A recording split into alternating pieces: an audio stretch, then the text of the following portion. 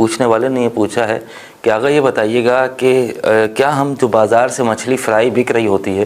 کیا ہم وہ مچھلی کھا سکتے ہیں، جبکہ ایک ہی کڑھائی میں تیل ہوتا ہے اور وہ تیل نہ جانے اس میں کون کون سی مچھلیاں فرائی ہوتی ہیں، کیا کیا فرائی کیا جاتا ہے، جبکہ حلال مچھلی چھلکے والی اور حرام مچھلی غیر چھلکے والی مچھلی اسی تیل میں فرائی کی جاتی ہے۔ تو جب حلال حرام ساری مچھلیاں ملا کے وہ لوگ اس کو فرائی کر رہے ہوتے ہیں تو کیا اس تیل میں فرائی ہوئی ہوئی وہ حلال گوشت مچھلی ہمارے لیے کھانا جائز ہے یا نہیں؟ بیان فرمائیے گا۔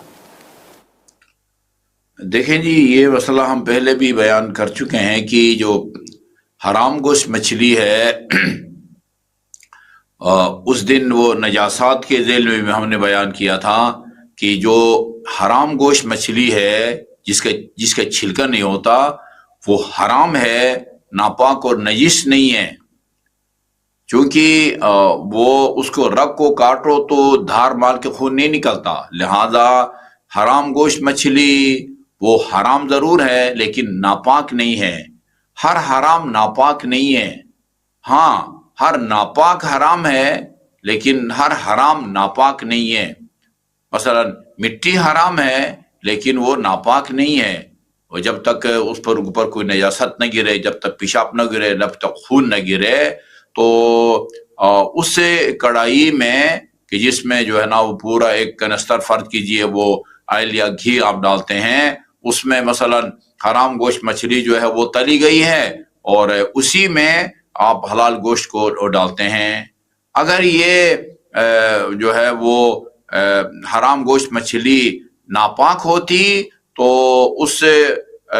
آئل میں ڈالتے ہی سارا آئل جو ہے وہ ناپاک ہو جاتا، تو اس میں حلال گوشت مچھلی بھی اگر آپ پکائیں تو وہ بھی ناپاک ہو جاتی اور حرام ہو جاتی۔ لیکن حکم یہ ہے کہ جو حرام گوشت مچھلی ہے اس کا گوشت کھانا حرام ہے، لیکن وہ ناپاک نہیں ہے۔ چونکہ ناپاک نہیں ہے لہذا اس کو تلنے کے لیے اگر اس میں ڈال بھی دیا جاتا ہے آپ کے اس میں اسی تیل میں، تو وہ تیل یا آئل یا گھی جو ہے نا وہ ناپاک نہیں ہو جائے گا۔ جی آغا صاحب بہت بہت شکریہ۔ اس کے بعد اگلے سوال کی جانب چلتے ہیں۔ پوچھنے والے نے یہ سوال کیا ہے کہ آغا یہ بتائیے کہ وہ جو ناخن ہمارے پڑ جاتے ہیں ہاتھوں کے، پیروں کے، یا جو ہمارے وہ بال ہیں کہ جو غیر ضروری ہیں، جب وہ جسم میں بڑھ جاتے ہیں تو یہ کہا جاتا ہے کہ ان ناخنوں میں شیطان بستا ہے، ان بالوں میں شیطان رہتا ہے اور انسان کو بہکاتا ہے۔ اس بات کی کیا حقیقت ہے، اور شریعت نے ناخن تراشنے کے حوالے سے یا ان فضول بالوں کو کاٹنے کے حوالے سے کیا احکامات دیے ہیں، اس کے حوالے سے بیان فرمائیے گا۔ دیکھیں جی، شیطان بستا ہے، شیطان بسے یا نہ بسے، وہ ناخن جو ہے نا وہ زیادہ نہیں بڑھنی چاہیے، اس کے اندر جو ہے نا وہ میل کچیل کے جمع ہونے کا خطرہ ہے۔ یہ توحید مفضل ایک ہماری عقائد کی کتاب ہے، وہ امام جعفر صادق علیہ السلام نے یہ توحید اللہ تعالیٰ کی معرفت پر کچھ لیکچرز دیے تھے عمر ابن مفضل کے لیے۔ اس کا کسی دہری سے منکر خدا سے کوئی مناظرہ ہوا تھا تو وہ اس کو کما حقہ قائل نہیں کر سکا دہری کو، تو پھر وہ امام کی خدمت میں آیا۔ امام نے کہا کہ کل میرے پاس آؤ۔ دوسرے دن وہ اپنا قلم کاغذ لے کے گیا اور امام علیہ السلام نے کچھ لیکچرز دیے ہیں، اور ان لیکچر میں کائنات کے اندر اور خصوصاً انسان کے بدن کے اندر اللہ کی قدرت کی جو نشانیاں ہیں ان کو بیان کیا ہے۔ اب یہ اصل عربی میں بھی ہے، اردو میں اس کا ترجمہ بھی ہوا ہے، اور پاکستان کے بعد مدارس میں یعنی عقائد کی کتاب کے طور پر اللہ تعالیٰ کی معرفت کے لیے یہ کتاب پڑھائی جاتی ہے۔ اس کے اندر امام علیہ السلام نے بیان کیا ہے کہ اللہ تعالیٰ نے اپنی حکمت سے یہ جو ناخن ہیں وہ ان کو جو ہے نا ان میں بڑھنے کی صلاحیت دی ہے، ناخن میں بڑھنے کی صلاحیت دی ہے، اور جہاں بڑھنے کی صلاحیت دی ہے وہاں ان کو بے جان پیدا کیا ہے۔ یہ بڑھتے ہیں تو اس کے نتیجے میں جسم کے اندر سے جو ہے نا وہ بیماریاں نکلتی ہیں، اور بے جان اس لیے رکھا ہے کہ تاکہ اگر یہ ان میں جان ہوتی کاٹنے سے درد ہو جاتا، اور یہ جو ہے ناخن بڑھتے جاتے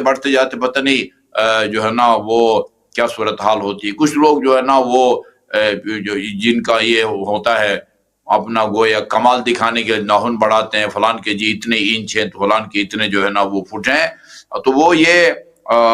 اس کے نتیجے میں بدن کے اندر سے بیماریاں نکلتی ہیں، اور پھر ان کو بے جان رکھا تاکہ اس کو کاٹنے میں جو ہے نا کوئی دشواری نہ ہو اور تکلیف نہ ہو۔ اسی طرح یہ فالتو بال وغیرہ بھی جو ہے نا وہ مشاموں کے ذریعے جو ہے نا اندر سے بیماریاں جو ہے نا وہ نکلتی ہیں۔ تو بہرحال یہ ان کو زیادہ نہیں بڑھنا دینا چاہیے، کاٹتے رہیں، مستحب ہے، بلکہ بتایا گیا ہے کہ آپ نے کس ترتیب سے انگلیوں کو کاٹنا ہے۔ مثلا اس طرح ابھی یہ 10 انگلیاں ہیں تو بہتر ہے کہ آپ سب سے پہلے جو بائیں ہاتھ کی سب سے چھوٹی انگلی ہے اس کے ناخن کاٹنے سے شروع کریں، اسی طرح انگوٹھے تک، اس کے بعد پھر دائیں ہاتھ کا انگوٹھے کے ناخن، پھر آخر میں چھوٹی انگلی۔ اس طریقے سے کاٹنا مستحب ہے، اور وہ جمعہ کو کاٹیں، پیر کو کاٹیں، اور اس سے جو ہے نا ناخن کاٹنے کے نتیجے میں جہاں یہ بیماریاں نکلتی ہے وہاں کہا گیا ہے کہ یہ رزق حلال میں جو ہے نا وہ وسعت بھی ہوتی ہے، زیادہ نہیں بڑھنے دینا چاہیے، صرف اس لیے نہیں کہ اس میں شیطان بستا ہے بلکہ بیماریاں نکلتی ہیں، تو آپ کاٹتے جائیں گے، یہ نکلتے جائیں گے، اور بیماریاں جو ہے نا بدن سے دور ہوتی جائیں گی۔ جی